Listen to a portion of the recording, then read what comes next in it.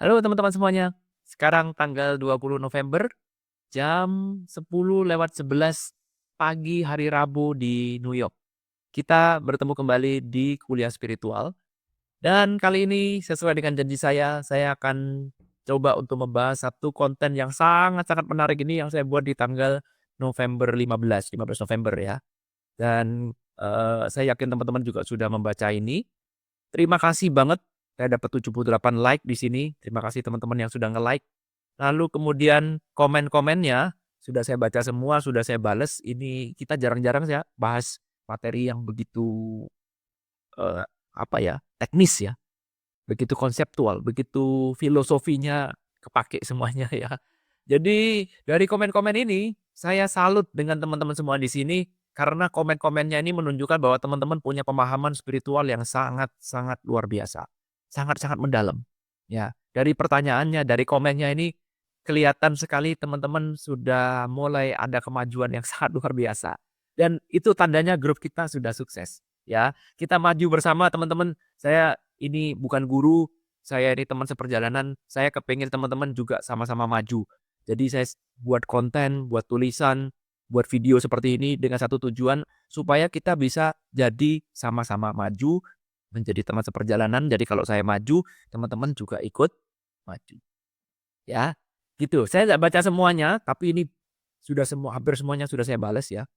Tapi dari sini luar biasa, saya salut, salut sekali. Sekali lagi terima kasih banget, appreciate semua yang komen di sini, luar biasa sekali. Oke, nah kali ini saya akan mencoba untuk membahas teman-teman versi saya, mungkin teman-teman biar bisa lebih paham lagi tentang yang dimaksud dengan, ruang kosong ini, oke?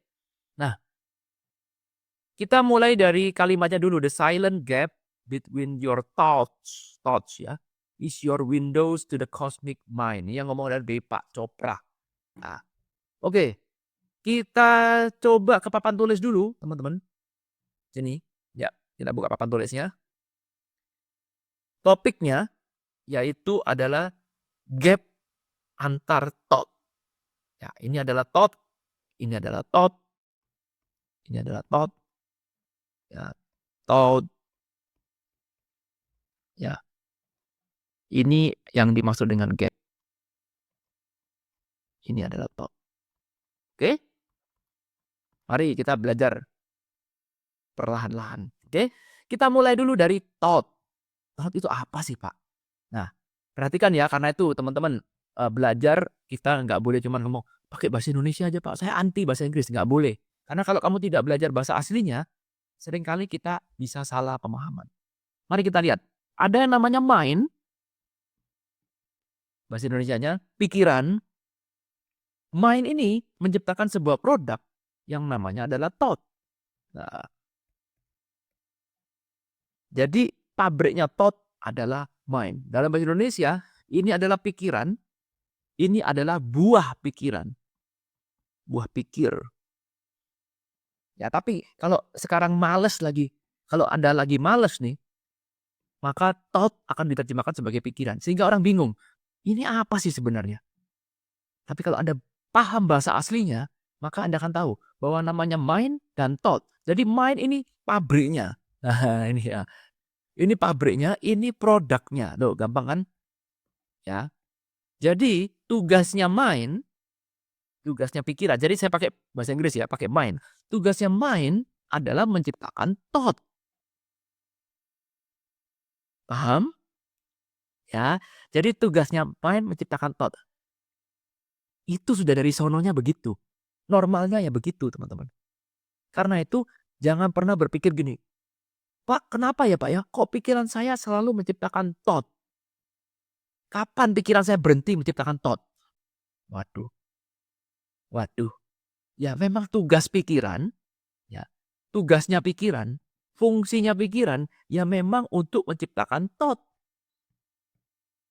Sama juga tugasnya jantung berdetak. Oke.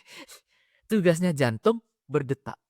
Tugasnya paru-paru mengambil udara dari hidung, ya, dikelola di dalam paru-paru, mengembang dan mengempis, kemudian dibuang. Tugasnya paru-paru mengembang, mengempis. Mengembang. Itu sudah tugasnya paru-paru. Jangan kamu bilang, kapan ya paru-paru saya berhenti mengembang dan mengempis? Hah? Kapan ya jantung saya berhenti berdetak? Waduh. Sampai sini bisa dipahami? Ya, jadi kita harus mengerti konsep. Jangan pernah dikatakan, Pak, gimana caranya memerintahkan pikiran supaya berhenti membuat thought?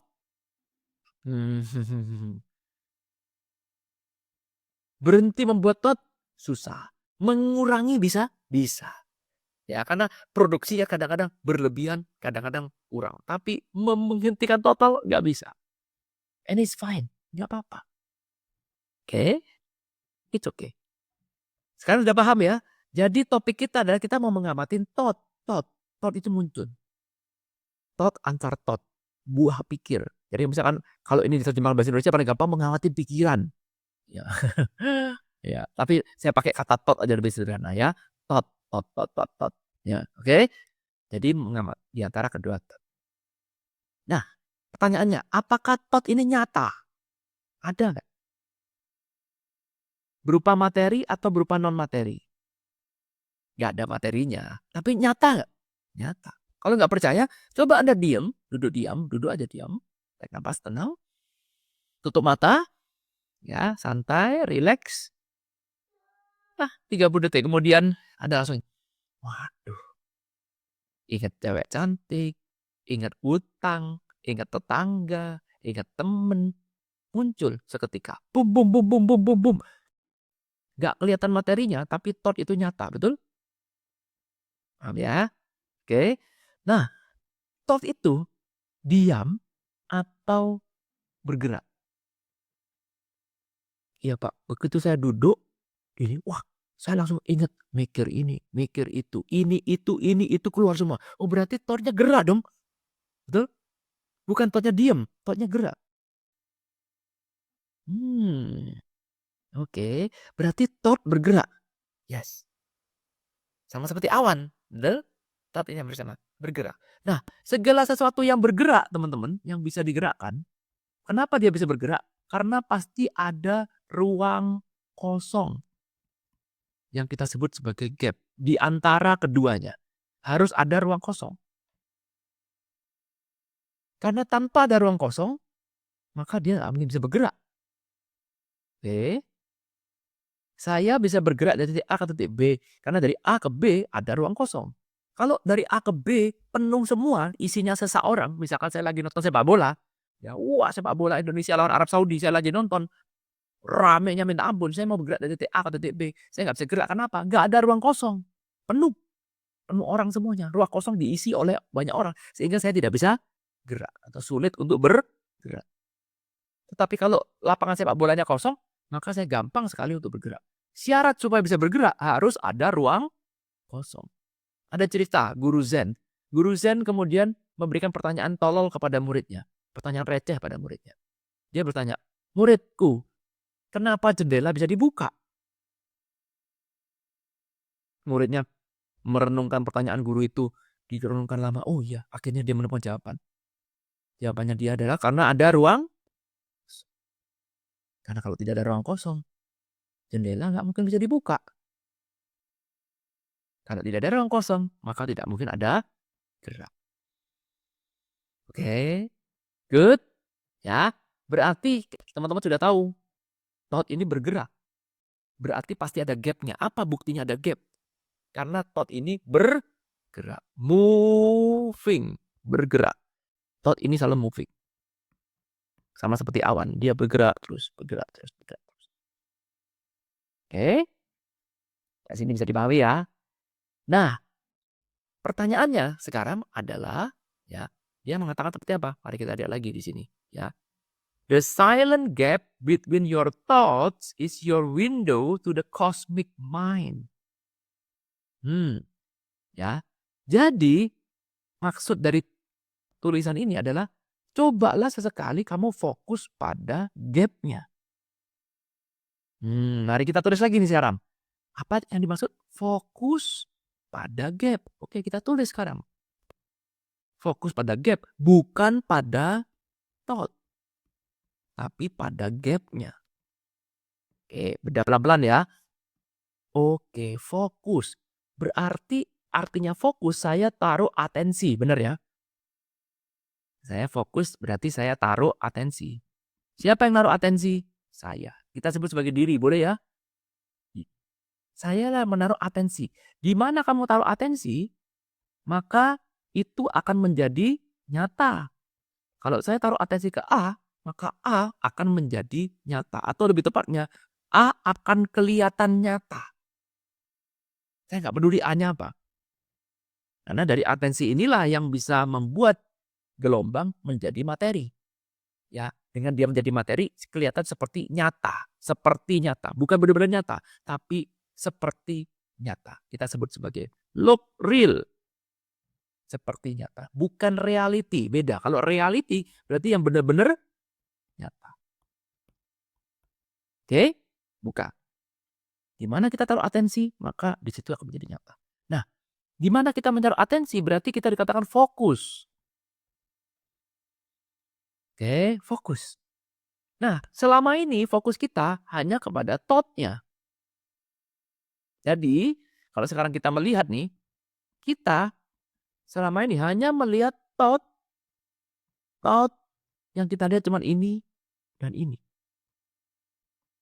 Seperti bayangkan kalau Anda sekarang sedang melihat langit, yang Anda lihat adalah awannya.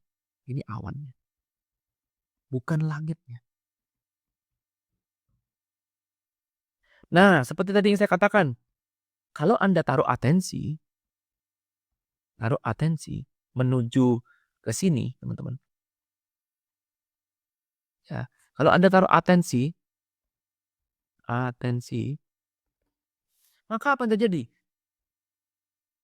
Maka thought akan menjadi look real, tampak nyata. Look real, tampak nyata. Inilah yang disebut dengan kamu kena attach dengan thought itu. Ya? Yang ngikutin ya. Oke. Karena itulah kalau kita meditasi, itu dia. Orang bilang apa penyakitnya?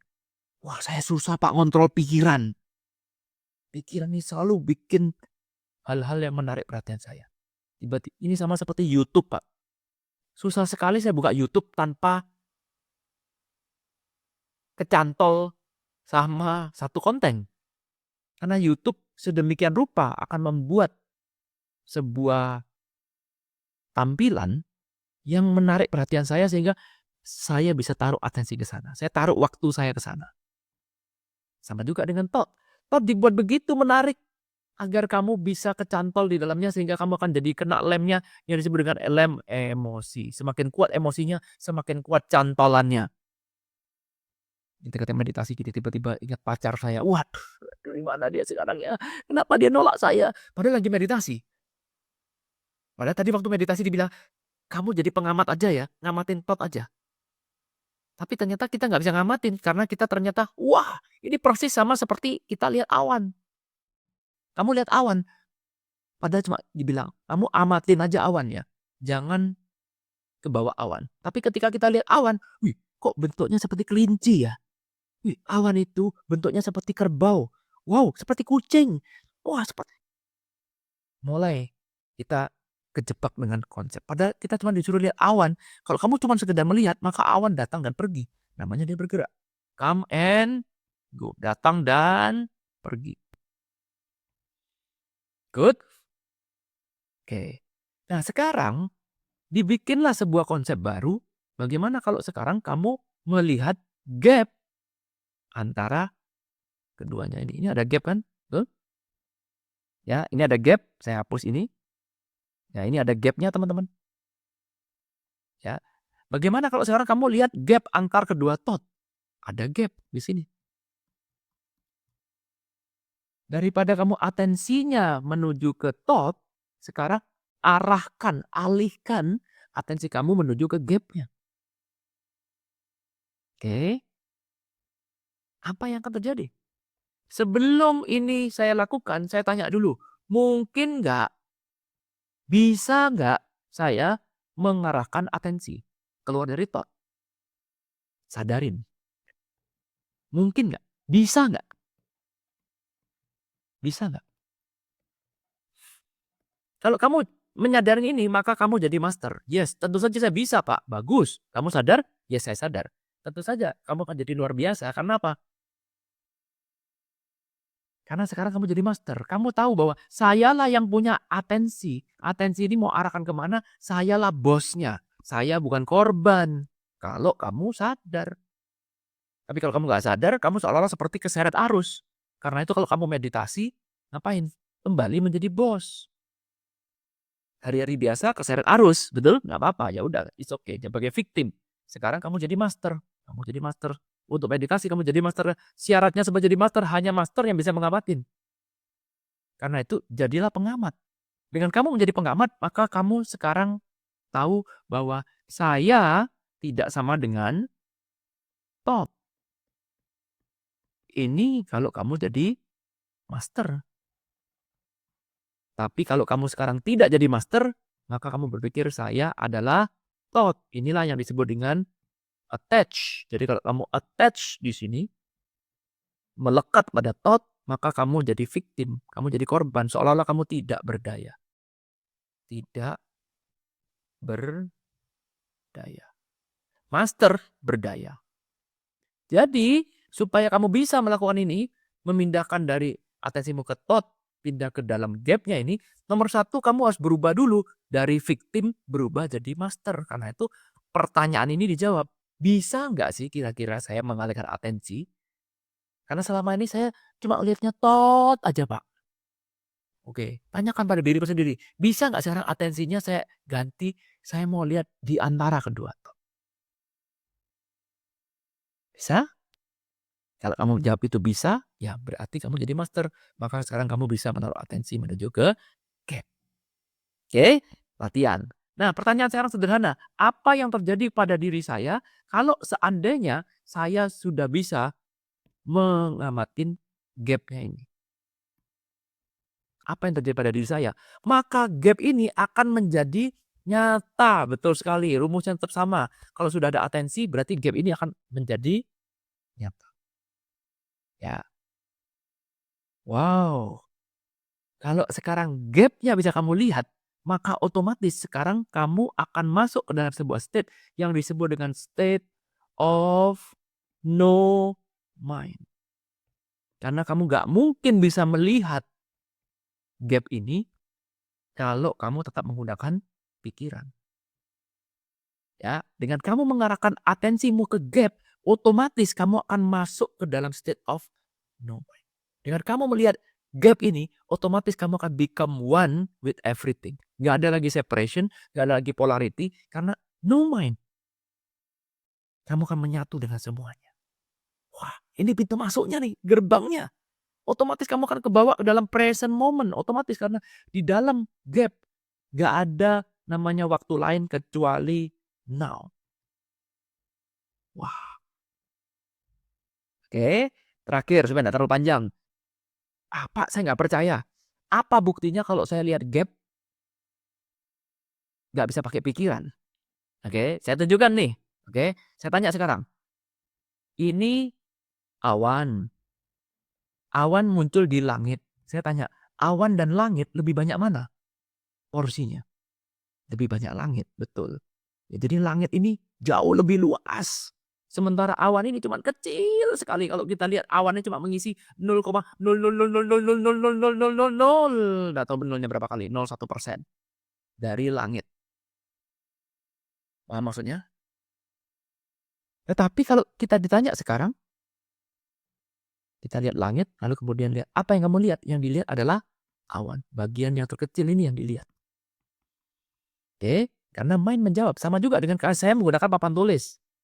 Papan tulis warnanya putih.